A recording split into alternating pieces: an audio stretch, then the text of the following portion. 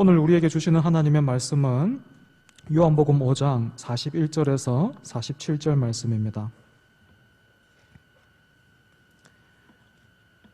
요한복음 5장 41절에서 47절 말씀.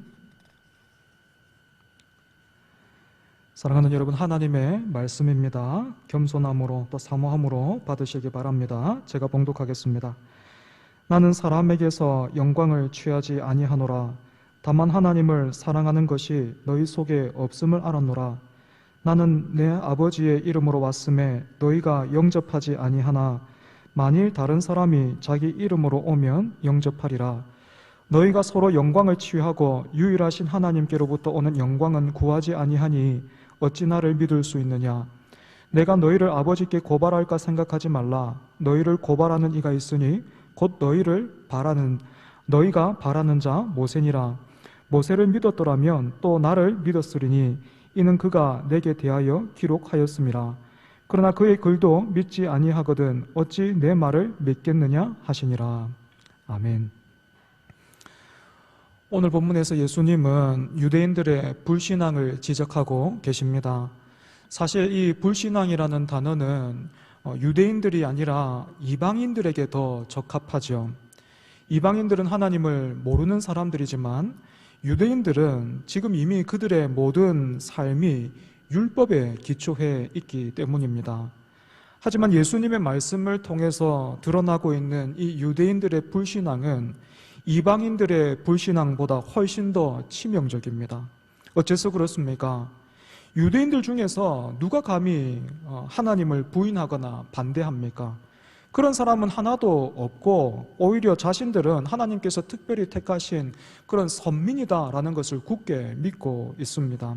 하지만 여러분, 실상은 어떻습니까?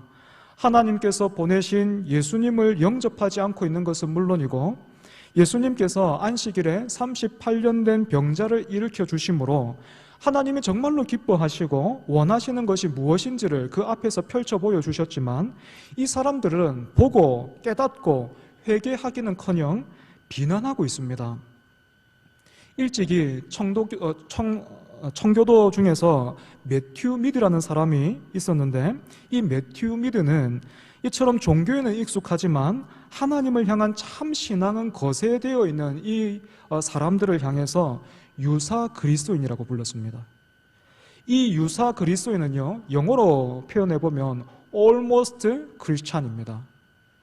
그러니까 유사 그리스도인은요, 오늘날 진품과 가품이 육안으로는 거의 차이가 나지 않는 것처럼 겉으로 보면 이게 거의 그리스도인이에요. 그리스도인과 별반 차이가 나지 않지만 사실은 그리스도인이 아닌 사람들을 가리키는 것입니다. 매튜 미드는 유사 그리스도인이라는 자신의 책 서문에서 이런 사람들이 이 땅에서뿐만 아니라 하나님 앞에서 겪게 될 난처함에 대해서 이렇게 써놓고 있습니다. 첫째, 거짓된 확신으로 행한 모든 것은 수고를 전혀 하지 않은 것과 동일한 결과를 가져오기 때문에 무익하며, 둘째, 하나님께 대하여는 믿음이 없으므로 미움을 받고 세상에 대하여는 믿음이 있는 것처럼 보이므로 미움을 받게 될 터이니 난처한 일이며, 셋째, 믿음 때문에 고난을 받게 될 것이지만 그 고난을 견딜 수 없을 터이니 난처한 일이며, 넷째, 천국의 소망을 간직하였지만 결국 항구를 앞두고 침몰하는 것 같아 그 소망이 헛되니 난처한 일이며, 마지막 다섯째, 자신의 상태를 오해해서 참된 은혜를 받을 수 있는 기회를 놓칠 수 있다는 점에서 매우 위험하다. 여러분, 이렇게 예수님께로부터 불신앙을 고발당하고 있는 이 유대인들을 통해서 우리가 깨달아야 할 것이 있다면 여러분 무엇입니까? 참 신앙은 유대인이라는 핏줄이나 오랫동안 기독교에 익숙한 문화에서 내가 살아왔다라는 것이나 아니면 지금 내가 성경을 소유하고 있다라는 이런 것으로 증명되는 것이 아니라 오늘 내가 그 말씀을 통해서 무엇을 보고 또 어떻게 반응하고 있느냐, 이 문제에 달려 있다라는 것입니다. 그러니까 참된 그리스도인과 유사 그리스도인의 차이는 오늘 내가 성경을 통해서 무엇을 보고 얻으며 따라가고 있는가, 이 차이에 있다라는 것이죠. 그러면 여러분, 우리는 이 성경을 어떻게 보고 또 어떻게 대해야 할까요? 먼저 첫 번째로, 참된 그리스도인은 성경을 통해서 하나님의 영광을 보지만 유사 그리스도인은 성경을 통해서 서로의 영광을 취합니다. 사랑하는 여러분, 이 하나님의 영광이라는 이 말은요, 성경에 드러나 있는 하나님의 사랑과 지혜와 능력과 힘 뿐만 아니라 그 하나님의 신실하심과 자비로우심과 공의로우심 같은 그런 모든 것을, 하나님의 모든 것을 다 포함하고 담고 있는 굉장히 크고 넓은 의미입니다. 그리고 하나님은 누구보다도 자신의 영광을 위해서 쉬지 않으시고 일하시는 분이시기도 하죠. 그래서 어떤 사람들은요, 하나님이 자기 영광을 위해서 사람들을 자신을 위한 어떤 박수부대나 장기판의 말처럼 부린다, 그렇게 비난하고 있지만, 그렇게 사람을 신의 하수인 정도로 여기는 것은 저 그리스 신화에서 나오는 그런 이야기들이지, 하나님은 결코 사람을 그렇게 대하지 않으십니다. 오히려 반대로 하나님은 자신의 모든 것을, 앞에서 말씀드린 그 하나님의 그 영광, 그 모든 것을 오늘 우리가 하나님의 백성이요 하나님의 자녀가 되게 하시고, 또 그렇게 불러주신 자리를 우리로 하여금 누리게 하시며 맛보게 하시고 또 자라게 하시는 그 모든 일에 하나님이 다 쏟아부으십니다. 여러분, 성경을 통해서 볼 때에 사람이 하나님 앞에서 어떤 존재입니까? 오늘 여러분이 하나님 앞에서 어떤 존재입니까?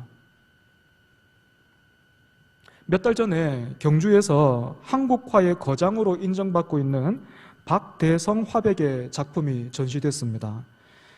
이번에 전시된 작품은 길이가 20m에 달하는 그런 서화였는데, 그래서 이렇게 벽에 전시된 게 아니라 그 벽부터 시작해서 바닥에 이렇게 전시되어 있었습니다.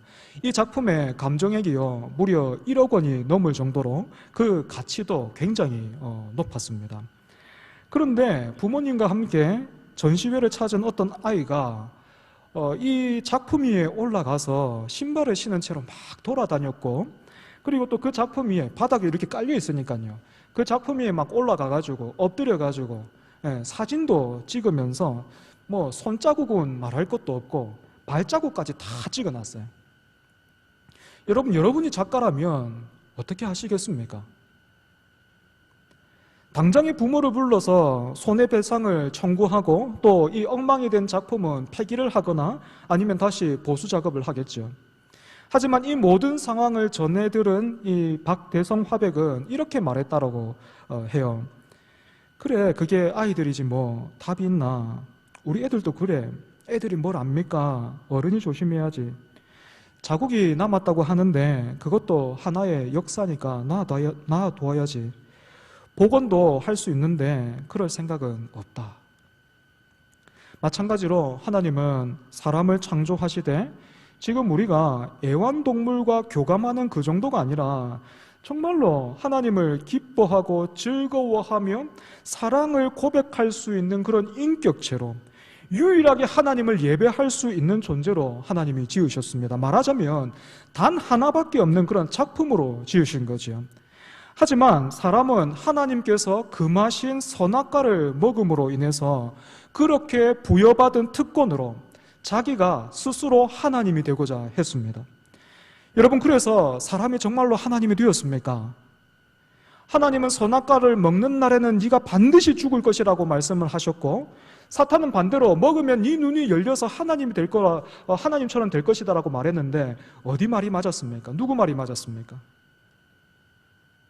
하나님께서 말씀하신 대로 사람은 그 불순종의 대가로 죄와 사망의 종이 되어버렸습니다. 하나님의 걸작에 사람은 손자국이나 발자국 정도가 아니라 스스로 완전히 먹칠을 해버린 거예요. 그래서 여러분, 이렇게나 철저하게, 그것도 스스로 자신을 망가뜨린 이 사람을 하나님 어떻게 대하십니까?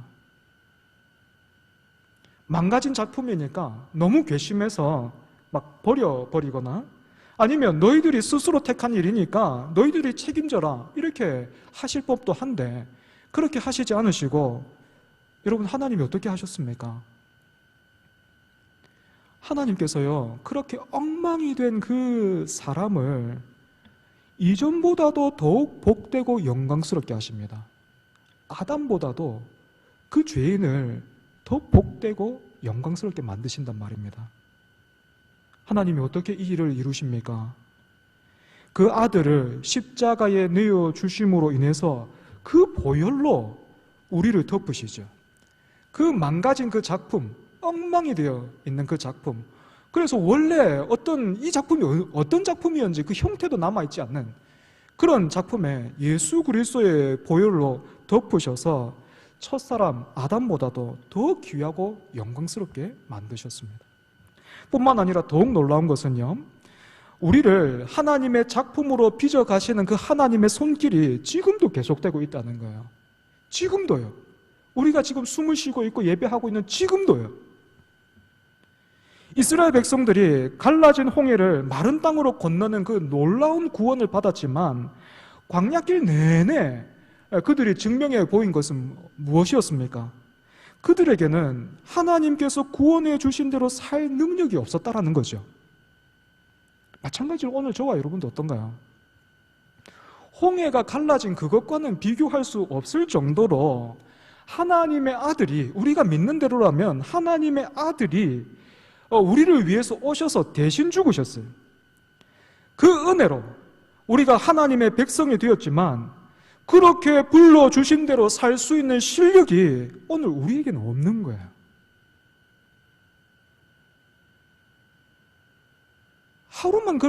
하루 정도만 그렇게 살아도 감사할 것 같은데 1분 1초도 그게 안 돼요.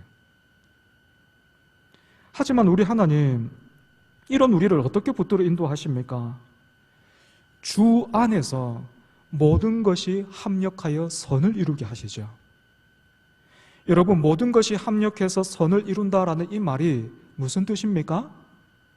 결국에는 모든 게 잘 되게 되어 있다라는 여러분 그 정도 말이 아니라 우리는 늘 못났고 뒷걸음질 치고 후회할 일들을 더 많이 하지만 하나님은 그 모든 일들을 통해서도 능히 일하시고 넉넉하게 일하신다라는 것입니다.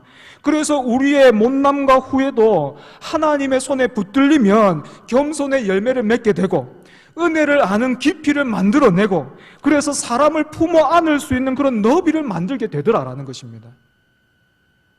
우리는 못난 짓밖에 하는 것이 없는데 하나님은 그 일을 통해서 겸손케 하시고 깊이를 만드시고 너비를 만드시더라는 거예요. 여러분, 이처럼 우리를 구원하셨을 뿐만 아니라 구원받은 대로 살아가도록 우리를 붙들어 만들어 가시는 이 하나님의 솜씨가 바로 성경이 말하고 증언하고 있는 하나님의 영광입니다. 그래서 참된 그리스도인은 성경을 통해서 그리고 자신의 삶을 통해서 이런 하나님의 영광을 마주하고 그 영광에 무릎을 꿇어 감사와 찬양을 올려드리는 그런 사람이죠. 하지만 유사 그리스도인은 성경을 도구로 삼아서 어떤 일을 한다고요? 서로의 영광을 취합니다. 이런 사람은 본문의 유대인들처럼 성경에 대해서는 많이 알고는 있지만 그 알을 통해서 하나님을 예배하는 자리로 나아가지 않고 자기의 권위를 세워요. 그러니까 이런 사람들의 특징이 있다는 거죠. 성경에 대해서 말하면 말할수록요, 예수님이 높아지시고 하나님이 영광 받으시는 것이 아니라 그렇게 말하는 사람이 높아지더라는 겁니다. 예를 들면 도울 김용옥 같은 그런 분은 성경에 대해서 다른 사람들에게 강의할 정도로 그 지식이 참 뛰어나죠. 그죠? 하지만 그분을 통해서 드러나는 것이 무엇입니까? 예배 받으시기에 합당하신 예수 그리스도가 아니라 그 사람이 가지고 있는 지식이죠. 그 사람이 말하면 말할수록 그 사람의 권위만 올라가죠. 그죠? 마찬가지로 유사 그리스도인은요, 성경에 대해서 많이 알고 있고 성경에 대해서 많이 말하지만 하나님 앞에서 무릎을 꿇지는 않아요. 예배하지는 않더라는 겁니다. 자신의 권위를 내세우는 거예요. 내가 이 정도 알아. 사랑하는 여러분, 우리의 믿음과 신앙에 있어서 지식적인 면은 필수적입니다. 하지만 여러분, 오늘 본문에서 유대인들이 지식은 가지고 있지만 그 지식을 통해서 지금 예수님이 계시잖아요. 예수님을 보고 있고, 예수님이 하신 일들을 보고 있고, 예수님이 하시는 말씀들을 듣고 있지만 그것을 통해서 반응하지 못하고 있는 것처럼, 여러분, 우리의 지식이 하나님의 영광을 추구하지도 않고 그 앞에서 우리를 겸손하게 만들지 않는다면, 지금 우리가 가지고 있는 그런 지식은요, 우리가 말하고 있는 그런 지식은요, 우리가 만족해하고 있는 그런 지식은요, 예수님을 만나고 예배하는데 걸림돌이 되고 있을 수 있다라는 것을 여러분 기억해야 합니다. 두 번째로, 우리는 성경을 어떻게 보고 또 대해야 합니까? 참된 그리스도인은 성경을 통해서 하나님을 더욱 사랑하게 되지만, 유사 그리스도인들은 성경을 수단과 방법으로 대합니다. 본문 41절을 보시면 예수님은 나는 사람에게서 영광을 취하지 아니하노라 이렇게 말씀하고 계십니다. 여러분, 이 말씀이 좀 이상하게 들리지 않습니까? 성경은 분명히 우리에게 모든 것을 다해서 하나님께 영광을 돌리라고 가르치잖아요. 그런데 예수님은 지금 사람에게서 영광을 취하지 않겠다라고 말씀하시니까 이게 어떻게 된 일입니까? 여기에 대한 답이 바로 42절에 이렇게 나와 있습니다. 다만 하나님을 사랑하는 것이 너희 속에 없음을 알았노라. 예수님은 유대인들이 아무리 그럴듯한 삶의 규칙과 전통을 가지고 있다고 해도 그 속에 하나님을 사랑하는 것이 없으면 그런 모든 것은 하나님이 아니라 사람을 높이고 드러내는 수단과 방법이 될 뿐이라고 지금 지적하고 계신 것입니다. 여러분, 사실은 우리 모두가 다 빛보다는 어둠을 더 사랑하던 그런 사람들이었는데, 그런 우리를 말할 수 없는 은혜와 사랑과 능력으로 거듭나게 하시고, 지금도 계속해서 우리가 그 구원 안에 머물 수 있도록, 뿐만 아니라 그 구원을 계속해서 이루어갈 수 있도록 붙들고 계시는, 만들어가고 계시는 이 하나님의 영광을 조금이라도 맛보고 아는 사람은요, 하나님을 사랑할 수밖에 없어요. 여러분, 그래서 우리가 하나님을 사랑하게 되면요, 우리가 정말로 하나님을 사랑하게 되면 이 사랑은 우리 안에서 분명한 삶의 이유와 능력으로 변해요. 그냥 그 사랑이 너무 좋다, 이 정도가 아니고, 그 사랑은요, 우리 삶의 분명한 이유와 능력으로 변한다는 겁니다. 그래서 우리의 삶에서 어떤 일이 일어납니까? 우리 내면에서 어떤 일이 일어납니까? 하나님을 사랑하면, 그 영광을 통해서 사랑하면 어떤 변화와 어떤 일들이 일어나나요? 이제까지 하나님의 존재와 하나님의 말씀을 수단과 방법으로 삼아서 나를 드러내 보이고 나를 증명하고 나의 뜻을 이루려고 했던 그런 모든 시도를 다 멈추게 되고, 하나님을 예배하지 못하게 하고 또 하나님을 사랑하는 데 있어서 걸림돌이 되는 것들이 있다면 그 모든 것들과 더불어 싸우고자 해요. 참을 수가 없는 거죠. 그 은혜와 그 사랑에 걸림돌이 되는 건요, 참을 수가 없는 거예요. 순종도요, 눈치를 보면서 종처럼 오늘 내가 지난주에 예배를 빠졌으니까 오늘까지 예배를 빠지면 2주째가 되고, 2주째는 하나님이 봐주실라는지, 아니면 3주째 정도 되면은 양심상 좀 거리끼니까 나가야 되고, 이렇게 눈치를 보는 어떤 그런 순종이 아니라 하나님을 사랑하게 되면요, 사랑함으로 예배에 나오는 거예요. 더욱 순종하게 된단 말입니다. 적극적으로 순종하는 사람으로 바뀐다는 거예요. 기도도 예전에는 막 잘하려고, 실수하지 않으려고, 내 뜻을 이루려고 막 이렇게 기도했던 사람이 변해서, 기도하지 않으면 내가 살 수 없구나, 기도하지 않는데도 일이 잘 되면 그거 진짜로 큰일 나는구나, 그거 깨닫고 하나님 앞에 나온단 말입니다. 하지만 유사 그리스도인들은요, 언제까지나 살아있는 하나님의 말씀을 자신을 위한 도구와 방편으로만 대해요. 그래서 어떤 사람들은요, 성경책을 위인전처럼 봅니다. 성경을 위인전처럼 대한다라는 것은 성경에서 하나님의 은혜를 찾는 것이 아니고, 끊임없이 사람의 어떤 그런 가능성을 찾아 헤매면서 그 하나님의 은혜를 성공과 성취를 위한 어떤 디딤돌이나 조미료처럼 어떤 그런 공식을 찾아다니는 겁니다. 또 어떤 사람은요, 성경을 그저 좋은 말씀이 가득한 윤리와 도덕책 정도로만 생각하는 사람들이 있습니다. 여러분, 절대로 그렇지 않습니다. 오늘 본문에서 예수님께서 유대인들을 향해서 말씀하고 계신 것을 여러분 한번 보십시오. 예수님은 지금 유대인들에게 어떤 윤리와 도덕을 지적하고 계신 것이 아니라 영생에 대해서 말씀하고 계십니다. 그래서 예수님은요, 정말로 하나님의 아들이시든지 정말로 영생을 주실 수 있는 하나님의 아들이시든지 아니면 스스로 그렇게 믿고 있는 정신병자나 신성모독죄를 범하고 있는 그런 추악한 죄인이든지 둘 중에 하나입니다. 그래서 성경을 정말로 정직하게 대하는 사람은요, 예수님 앞에 무릎을 꿇어서 그 영생을 구하게 되든지 아니면 예수님을 배척할 수밖에 없는 거죠.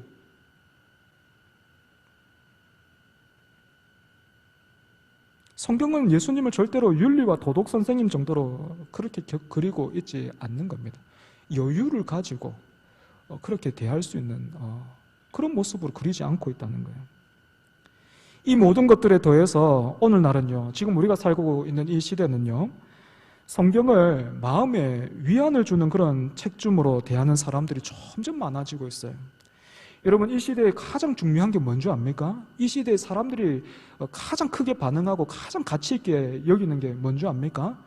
느낌이에요. 내가 뭔가를 느끼는 거예요. 느끼고 싶어요.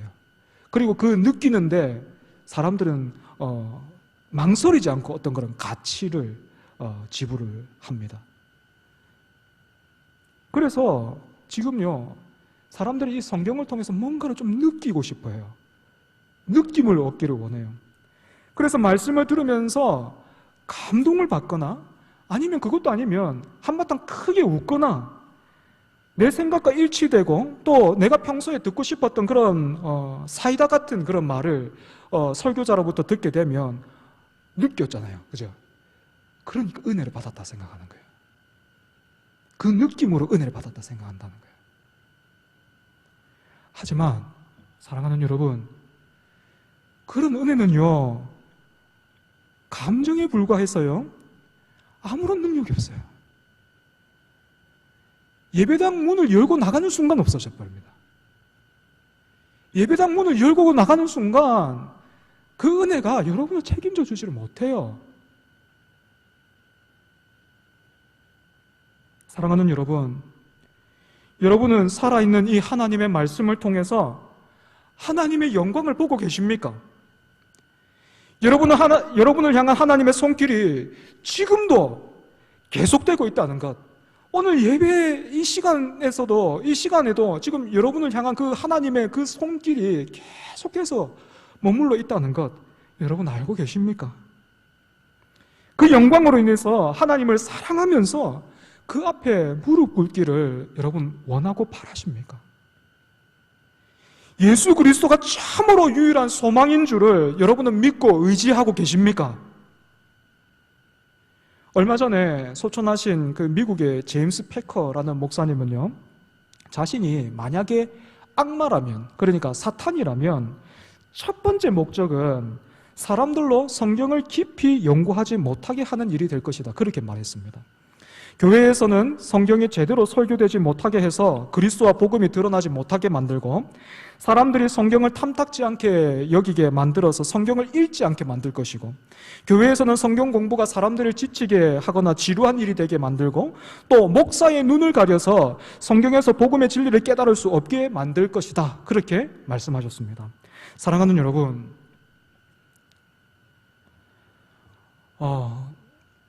누구도 그런 분이 없는데요, 제가 요즘 제 자신이 너무 답답하고요, 조급해요. 아무도 말씀하시는 분이 없습니다. 뭐 네가 왜 그래, 뭐 이렇게 말씀하시는 분 아무도 없는데 답답하고 조급해요. 제가 이제 우리 교회에 부임한 지가 이제 근 9달 지났는데, 그래서 제 안에 이런 생각이 계속 찾아오는 것 같아요.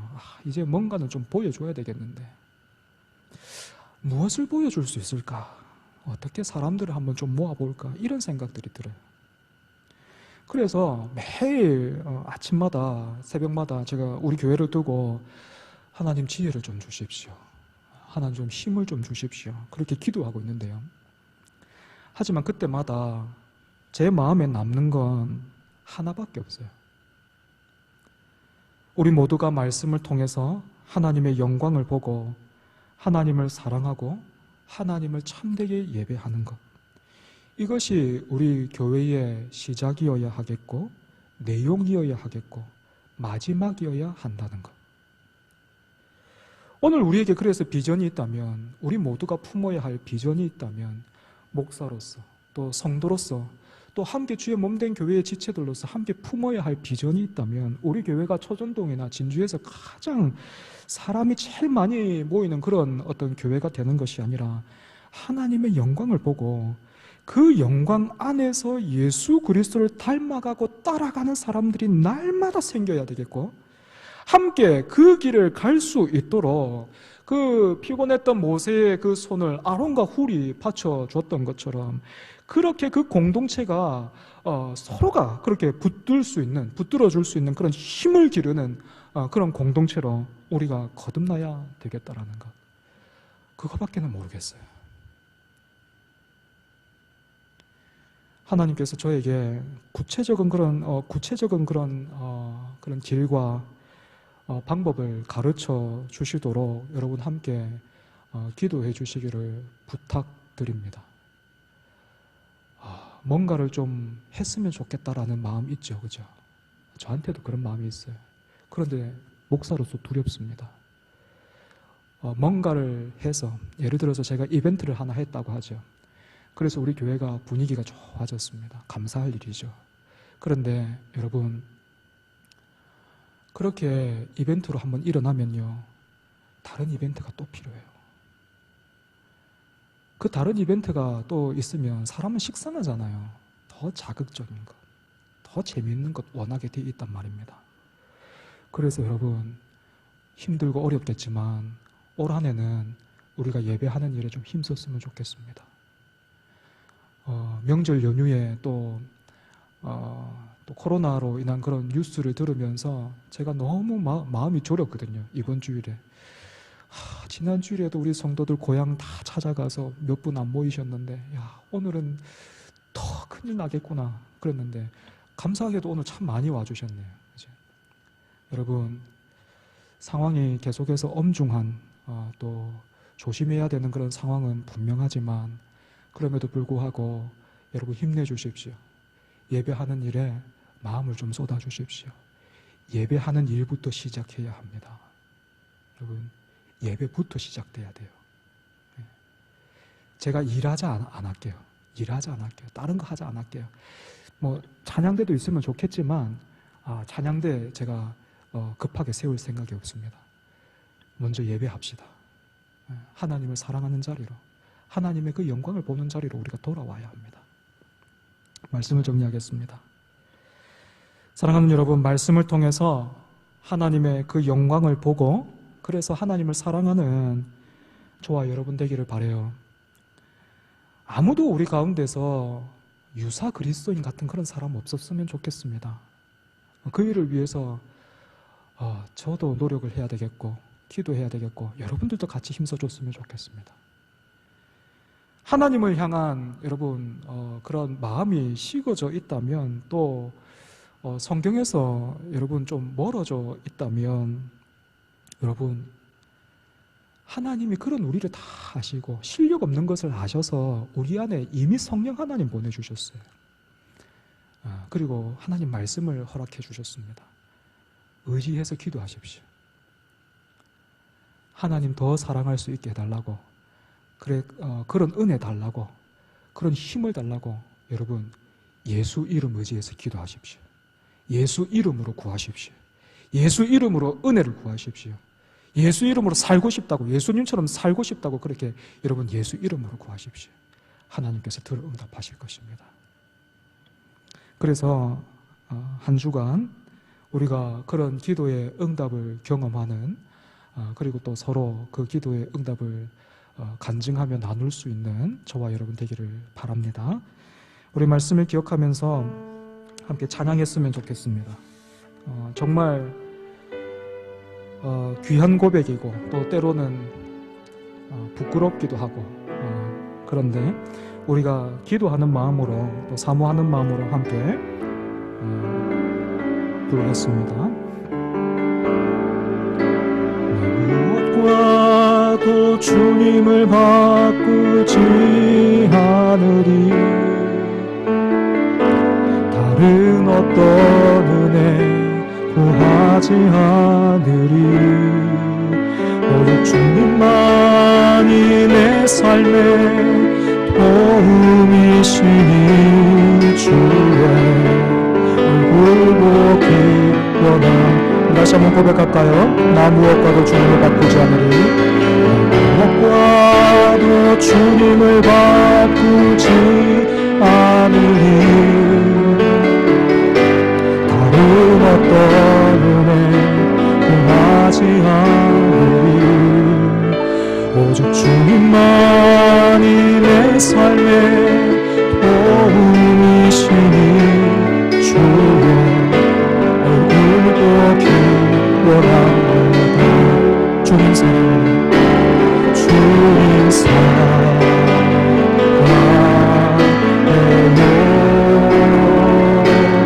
온 마음과 정성 다해 하나님의 신실한 친구되길 원함. 다시 한번 고백합시다. 나 무엇과도 주님을 바꾸지 않으리 무엇과도 주님을 바꾸지 않으리 다른 어떤 은혜 구하지 않 복된 주의를 다시 한번 확인합시다. 오직 주님만이 내 삶의 도움이시니 주의 얼굴 보기 원합니다. 주님 사랑해 주님 사랑해요.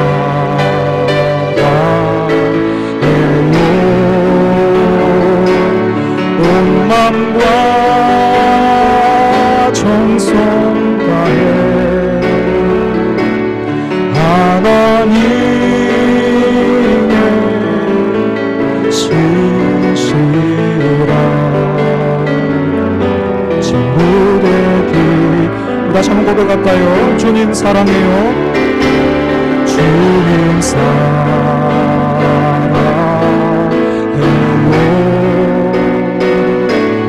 온 마음과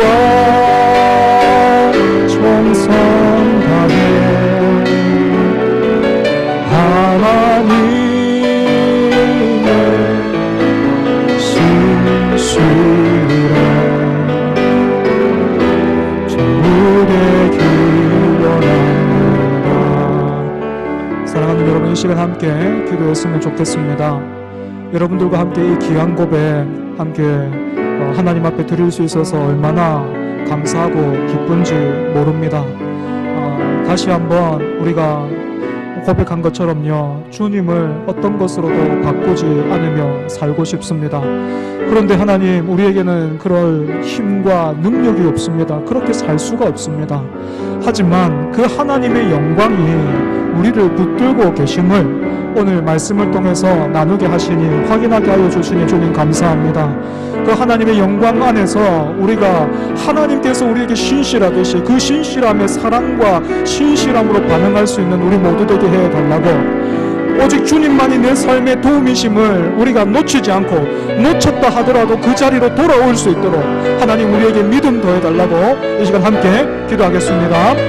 하나님 아버지 감사합니다. 하나님, 신실하신 하나님께서 신실하신 그 은혜로 말미암아 오늘 우리로 하여금 이렇게 은혜 받게 하여 주시고 은혜의 자리로 하나님 우리를 불러주시니 주님 감사합니다. 사랑하는 우리 성도들과 함께 하나님 아버지, 우리의 삶들을 돌아보면서 다시 한번 결단할 수 있게 하여 주시고 아버지 기도할 수 있게 하여 주시니 주님 감사합니다. 아버지 하나님, 우리가 그 광야길을 걸었던 이스라엘 백성들처럼 우리가 수많은 것들로 하나님의 그 은혜를 바꾸며 살았지만 다시 한번 그 하나님의 영광에 붙들려 하나님의 말씀에 붙들려 내가 어떤 것으로도 하나님의 그 은혜와 영광을 바꾸며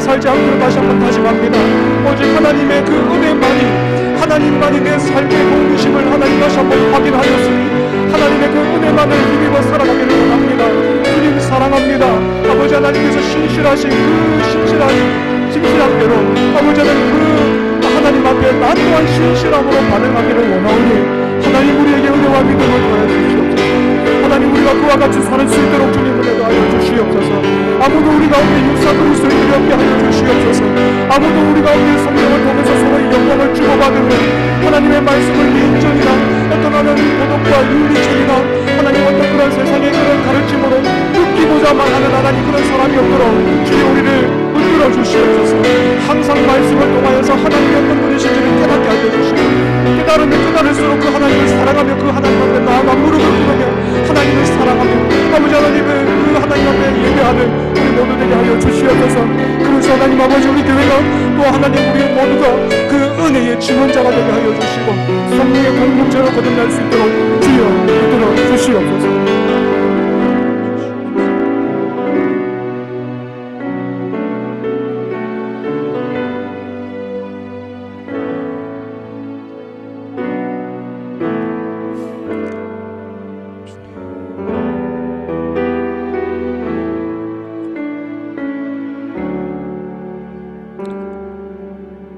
하나님, 죄와 사망의 종으로 빛보다는 어둠을 사랑하면서 빛을 향해서는 등을 돌리고 빛을 외면하면서 살았던 오늘 우리를, 그렇게 망가진 작품과 같았던 오늘 우리를 하나님이 이전보다도 더 영광스럽게 하시고 아름답게 하셨습니다.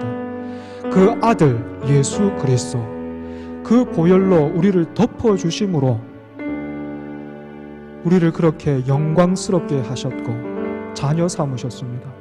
하지만 우리는 그렇게 받은 은혜를 따라서 또 베풀어 주신 구원을 따라서 살아갈 수 있는 어떤 그런 힘과 능력이 없다는 것을 아시고 말씀을 통해서 또 성령 하나님을 통해서 오늘은 예배를 통해서 사랑하는 우리 성도들과 함께 귀한 고백 하나님 앞에 드리게 하여 주시니 주님 감사합니다. 하나님, 맞습니다. 우리가 하루에도 몇 번씩 지난 일주일 중에도 몇 번씩 우리는 하나님의 그 은혜를 잊고 살았고 하나님의 은혜를 다른 것으로 바꾸며 살았습니다. 하지만 그 은혜로 불러주신 하나님의 신실하심에 우리가 무릎을 꿇고 다시 한번 다짐합니다. 우리가 하나님의 그 은혜를 다른 것과 바꾸며 비교하며 살지 않기로 우리가 다시 한번 다짐했습니다. 하나님, 우리가 그 다짐과 결단대로 살아갈 수 있도록 은혜와 믿음을 더하여 주시옵소서. 오직 주님만이 우리의 삶의 유일한 도움이심을 하나님 믿고 의지함으로 사랑함으로 예배하게 하여 주시고 말씀 가까이 가게 하시고 기도하는 우리 모두가 되게 하여 주시옵소서. 그래서 하나님, 우리가 다 함께 품는 비전이 진주에서, 초전동에서 가장 소문이 좋은 교회, 어떤 제일 많이 사람들이 모이는 그런 교회가 아니라 하나님의 영광의 풍성한 공동체, 하나님을 뜨겁게 사랑하는 공동체, 그 은혜의 증언자가 되는 그런 공동체, 그래서 생명을 구원하는 그런 공동체, 은혜의 그릇이 되는 그런 공동체, 그렇게 우리가 빚어져 갈 수 있도록 주여 붙들어 주시옵소서. 예배로 일어나기를 원합니다. 말씀으로 일어나기를 원합니다. 하나님의 그 은혜와 사랑에 붙들려 일어나기를 원합니다. 성령께서 우리를 긍휼히 여기사 우리의 귀를 열어주시고 우리의 눈을 열어주시고 우리의 마음을 새롭게 하여 주시옵소서. 예수님 이름으로 기도합니다.